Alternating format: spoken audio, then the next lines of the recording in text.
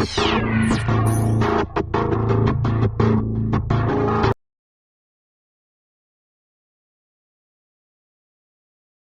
this is Veda from Equity Trade Education.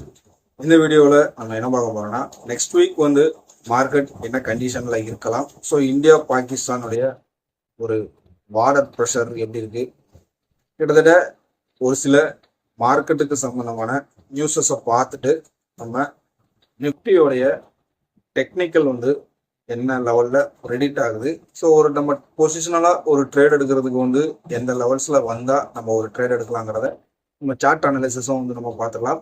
So முதல்ல பேசிக்காக ஒரு சில நியூஸஸ் அண்ட் ரிசல்ட்ஸஸ் வந்து என்ன ரிப்போர்ட்டாக வந்திருக்குங்கிறத பார்த்துட்டு நம்ம அனாலிசிஸ் போகலாம். இது வரைக்கும் நீங்கள் நம்ம சேனலை சப்ஸ்கிரைப் பண்ணலைன்னா சப்ஸ்கிரைப் பண்ணிவிட்டு பெல் ஐகானை கிளிக் பண்ணிக்கோங்க. நாம் போடுற ஒவ்வொரு வீடியோஸஸும் உங்களுக்கு அப்டேட் ஆகிறதுக்கு ஈஸியாக இருக்கும். வாங்க நம்ம வீடியோ போகணும். ஃபஸ்ட்டு வந்து நம்ம பார்க்க வேண்டியது வந்து பார்த்திங்கன்னா நிஃப்டி அண்ட் சென்செக்ஸ் ரெண்டுமே வந்து வெள்ளிக்கிழமை வந்து 1.1% வந்து டவுனில் வந்து க்ளோஸ் ஆகிருந்துச்சு. கிட்டத்தட்ட ஓவரால் வந்து ஈக்விட்டி மார்க்கெட்டில் சென்செக்ஸ் வந்து என்னென்னு கேட்டிங்கன்னா 850 பாயிண்ட் வந்து டவுனில் க்ளோஸ் ஆகிருக்கு. கிட்டத்தட்ட வந்து $4 trillion வந்து இந்தியன் மார்க்கெட்டில் கேஷ் மார்க்கெட்டில் வந்து லாஸ் ஆகிருக்கு அப்படிங்கிறத நமக்கு சென்செக்ஸோடைய பிஎஸ்சி வந்து நமக்கு என்ன கொடுத்துருக்காங்கன்னா ரிப்போர்ட்டாக கொடுத்துருக்காங்க. ஸோ அடுத்தபடியாக நம்ம வந்து இதுக்கு என்னென்ன மெயினான செக்டாரிக்கலாக டவுன் ஆச்சு அப்படின்னு பார்த்தீங்கன்னா ஹோட்டல் செக்டாரும் அதே மாதிரி ரியாலிட்டி ஸ்டாக்ஸஸும் வந்து உங்களுக்கு நல்ல ஒரு டவுன்ஃபாலு, கிட்டத்தட்ட 7% வரைக்கும் உங்களுக்கு என்னென்னா டவுன் ஆகிருக்கு.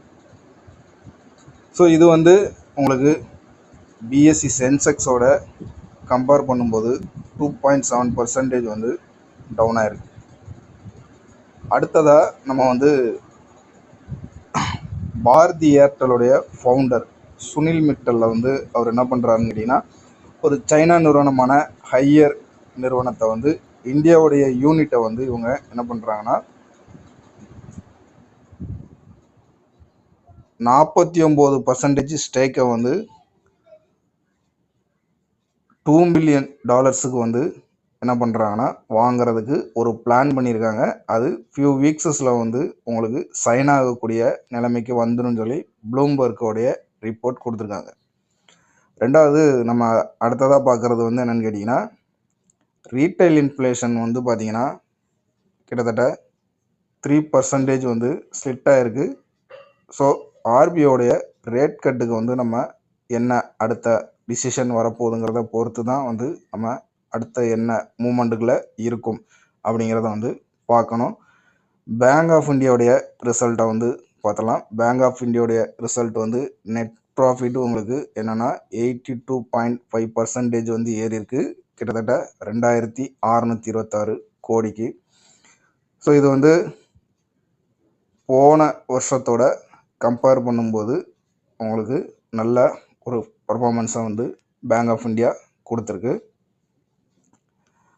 அடுத்ததாக நம்ம டாக்டர் ரெட்டிஸ் லேபோடைய ரிசல்ட் வந்து பார்த்திங்கன்னா 22% வந்து உங்களுக்கு இன்க்ரீஸ் ஆகிருக்கு, கிட்டத்தட்ட 1594 கோடி.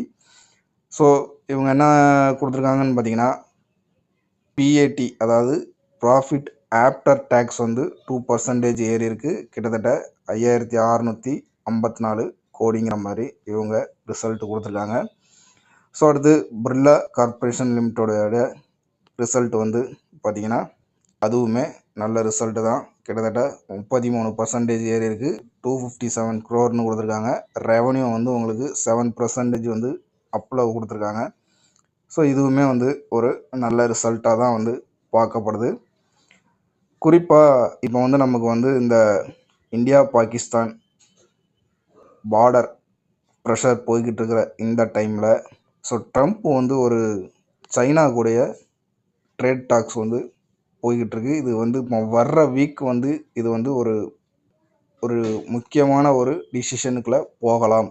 அதாவது உங்களுக்கு என்னைக்கு உங்களுக்கு வந்து இந்த மிசைல் அட்டாக் நடக்க ஆரம்பிச்சதோ அதுக்கு பாகிஸ்தான் பதில் தாக்குதல் கொடுக்க ஆரம்பிச்சதோ, ஸோ அப்பத்துல இருந்தே வந்து அமெரிக்காவுடைய பார்வை கொஞ்சம் சைனா பக்கம் திரும்பியிருக்கோ அப்படிங்கிற மாதிரி ஒரு யோசனையும் வருது. கிட்டத்தட்ட 145% நான் டேரிஃப் கொண்டு வருவேன்னு சொல்லி சைனாவுக்கு கொடுத்துருந்தவர் இப்போ 80%ல் வந்து நிற்கிறாரு. ஸோ வர்ற வாரம் அது என்ன லெவலில் அவர் போக போகிறாருங்கிறத பொறுத்து நம்ம பார்க்கணும். ஸோ இது கிட்டத்தட்ட ஓவரால் வந்து சைனாவுக்கு இது ஒரு பாசிட்டிவான வீக்காக இருக்கலாம். நம்ம அடுத்தபடியாக வந்து என்னன்னு கேட்டிங்கன்னா, நிஃப்டியை வந்து நம்ம சார்ட்டில் வந்து நம்ம இப்போ வந்து நம்ம நிஃப்டி வந்து பார்த்திங்கன்னா செப்டம்பரில் வந்து நமக்கு ஒரு ஹை பாயிண்டில் வந்து என்ன இருக்குன்னு கேட்டிங்கன்னா, நமக்கு அந்த 26,000 இந்த லெவல் 26,277ங்கிற ஒரு ஹை பாயிண்டை போயிட்டு அதுக்கப்புறம் வந்து பார்த்திங்கன்னா அது ஒரு நல்ல ஒரு டவுன்ஃபால் வந்துட்டு எங்கே வந்து ஒரு ரீட்ரேஸ்மெண்ட் ஆச்சு அப்படின்னு பார்த்தீங்கன்னா இந்த இடத்துல ஒரு ரீட்ரேஸ்மெண்ட் ஆகிருக்கு. கிட்டத்தட்ட 23,500 23,490ங்கிற லெவல்ஸ்லேருந்து திரும்ப இது எங்கே டைரெக்டாக போயிருக்குன்னு பார்த்தீங்கன்னா இந்த லெவல்ஸ் 24,562. ஸோ அதுக்கப்புறம் வந்து ஒரு லோ கரெக்டாக இந்த இடம் வரைக்கும் மறுபடியும் வந்து உங்களுக்கு ரீட்ரேஸ்மெண்ட் ஆனது இதே 23,500ல் வந்து ஆயிட்டு திரும்ப கீழே இறங்கி இப்போ இங்கே இருந்து நமக்கு என்ன இருக்குன்னு கேட்டிங்கன்னா இந்த கோல்டன் ரேஷியோவில் போய் டார்கெட்டை அச்சீவ் பண்ணியாச்சு.